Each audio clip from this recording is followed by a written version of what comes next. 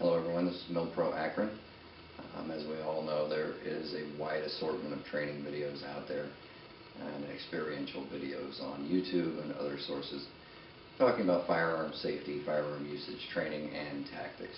Well, after a lot of coaxing from some co-conspirators, I've decided that perhaps I would make my own. This is my first attempt at making a video. If people like it, perhaps I'll make more. First and foremost, I want to talk about my philosophy on training and tactics. It's very important, it's vitally important actually, when you're developing your training and your tactics, that you keep it simple and that you keep it coordinated to your actual potential scenarios. The fact of the matter is, when the proverbial shit hits the fan, for most of us, you're most likely going to be in your home, at your place of business, or in your vehicle. So adjusting your training and your tactics down to those scenarios is your best bet for effectiveness if you're going to train yourself on how to respond to these various types of scenarios. First off, safety is the most important thing in any training environment.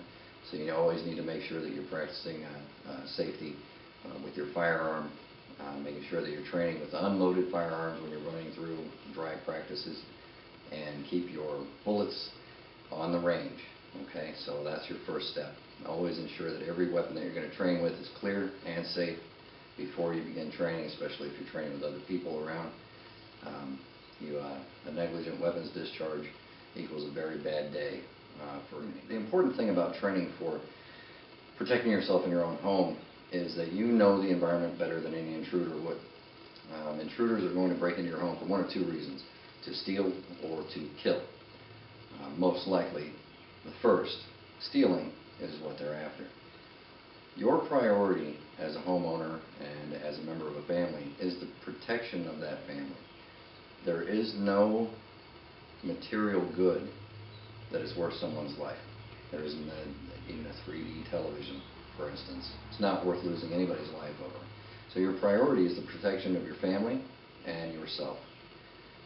Make sure that your other family members are in a safe and protected area, barricaded if possible. Your first thing should be to get on 911. Make that phone call, even if someone else in the house is on the phone making that phone call while you are developing your defensive tactic.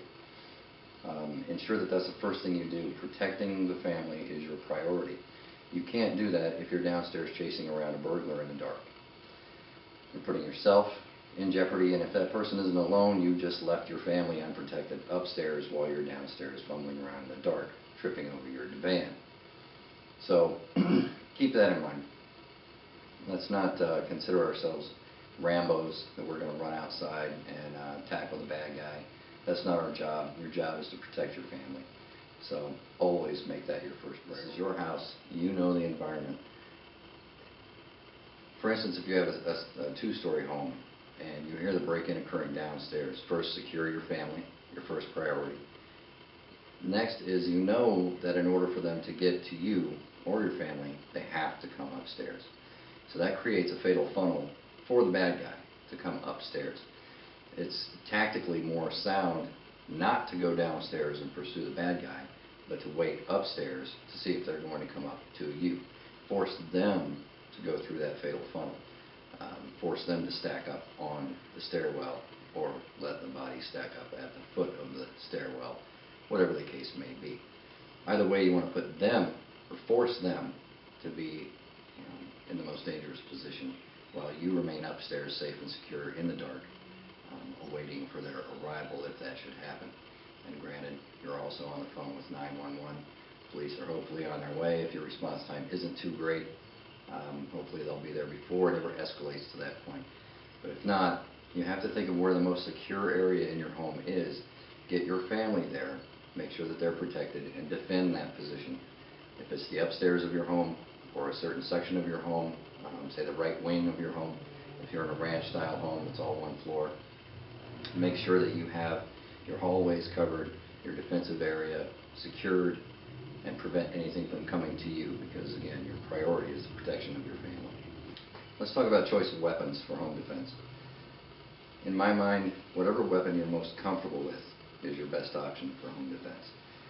Yes, you have to think about things such as overpenetration and your environment if you're in an apartment building or if you're in a log cabin out in the middle of the woods.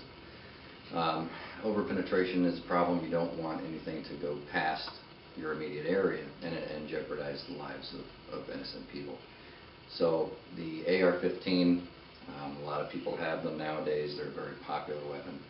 Of course, those of us in the military, we live with this thing on a daily basis, but it may not be your best choice for home defense. Most people recommend a shotgun of some type or a handgun of a sufficient caliber.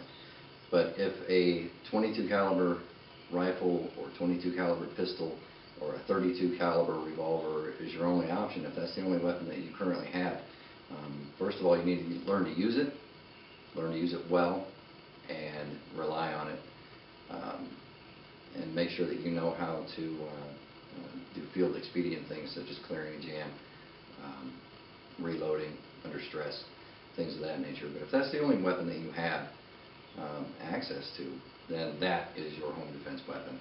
So there you have it. That's my first video.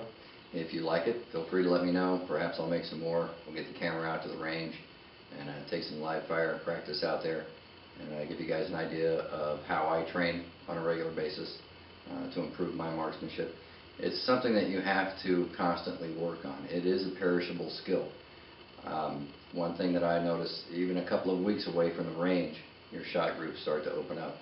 So it really is something that you have to practice, you have to concentrate on. You have to keep yourself in tune, just like you do any machine. You have to keep your weapons clean, keep them in good working order. It's a tool just like anything else. If you take care of that tool, it'll take care of you when you need it to. Take care of yourself, and you'll be all right.